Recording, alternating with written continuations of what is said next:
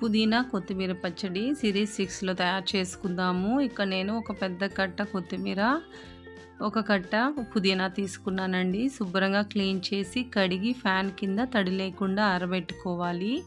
ఇప్పుడు ప్యాన్లో 5 table spoon వరకు ఆయిల్ వేసి పుదీనా వేసి ఒకసారి ముందు బాగా ఫ్రై చేసుకోండి. ఇలా ఫ్రై అయిన తర్వాత కొత్తిమీర కూడా వేసి రెండు ఆయిల్లో బాగా ఫ్రై చేసుకోవాలండి. ఇక్కడ నేను చూపిస్తున్న విధంగా లో ఫ్లేమ్లో ఫ్రై చేసుకోండి. ఇలా ఫ్రై అయిన కొత్తిమీర పుదీనాని పక్కన తీసి చల్లార్చుకోవాలి.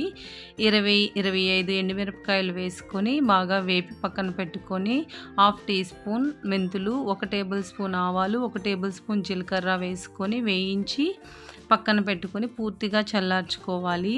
ఇలా చల్లారిన ఈ మసాలా అంతా మిక్సీలో వేసుకొని రుచికి సరిపడా ఉప్పు కూడా వేసి మెత్తని పౌడర్లా ఇలా నేను చూపిస్తున్న విధంగా చేసుకోండి. పౌడర్ తీసి పక్కన పెట్టుకొని పుదీనా కొత్తిమీర కూడా ఇలా కచ్చా పచ్చాగా పల్స్ మోడ్లో మిక్సీ చేసుకోండి. ముందుగా తయారు చేసిన మసాలా పొడి, కొంచెం వెల్లుల్లి, కొంచెం చింతపండు వేసి పల్స్ మోడ్లో మిక్సీ చేసుకోండి. స్టవ్ పైన ప్యాన్ పెట్టి 100 ml ఆయిల్ వేసి 1/2 టేబుల్ స్పూన్ ఆవాలు, 3 ఎండుమిరపకాయలు, కొంచెం కరివేపాకు, కొంచెం ఇంగువ కూడా వేసుకొని స్టవ్ ఆఫ్ చేసేయండి. ఇలా బాగా కలుపుకున్న తర్వాత పచ్చడి కూడా వేసి మొత్తం బాగా కలుపుకోండి. ఇలా తయారు చేసుకున్న పచ్చడి 3 నెలల వరకు నిల్వ ఉంటుందండి. తప్పకుండా ట్రై చేయండి. థ్యాంక్ యూ అండి.